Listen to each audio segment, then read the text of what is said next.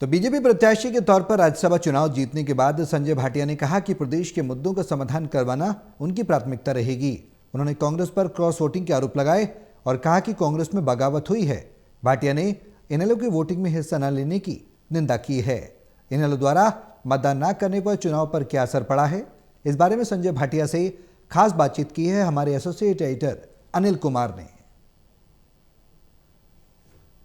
मेरे साथ हैं संजय भाटिया जो राज्यसभा चुनाव जीत चुके हैं। इनकी अब क्या प्राथमिकताएं रहेंगी? जी भाटिया जी, क्या? हरियाणा के हित, हरियाणा की जनता की आवाज उस सदन में रख सकूं, यही प्राथमिकता। भाटिया जी, कितनी क्रॉस वोटिंग हुई है और कितने वोट कैंसिल हुए हैं? मेरी गिनती के हिसाब से 5 वोट कांग्रेस के क्रॉस हुए और 4 रिजेक्ट हुए हैं। भाटिया जी, जो इनेलो ने वोट पोल नहीं किया है, इससे भी चुनाव पर कोई असर पड़ा है? मुझे लगता है मैं व्यक्तिगत रूप से भी निराश हुआ हूं, क्योंकि लोकदल एक संघर्षशील पार्टी रही है और चौधरी देवीलाल जी के द्वारा इस पार्टी को एक बड़ा रूप था।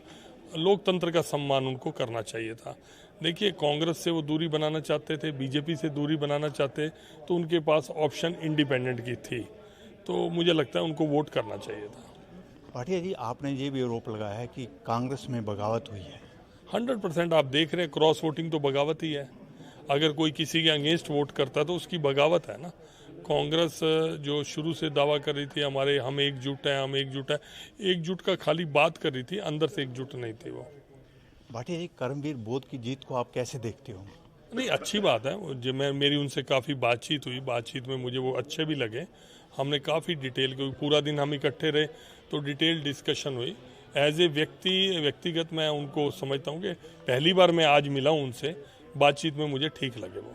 भाटिया जी, आपकी सीट तो क्लियर थी, जो निर्दलीय उम्मीदवार और कर्मवीर बोध के बीच मुकाबला हुआ है, कितने मतों के अंतर से हार जीत हुई है? मैं 1 वोट का ही डिफरेंस रहा है। अगर 1 वोट सतीश जी का फालतू होता और कर्मवीर जी का कम होता तो आज सतीश नांदल निर्दलीय कैंडिडेट के रूप में यहाँ से राज्यसभा में जाते। Thank you. ये थे मेरे साथ संजय भाटिया। इन्होंने बताया कि इनकी क्या प्राथमिकताएं रहेंगी।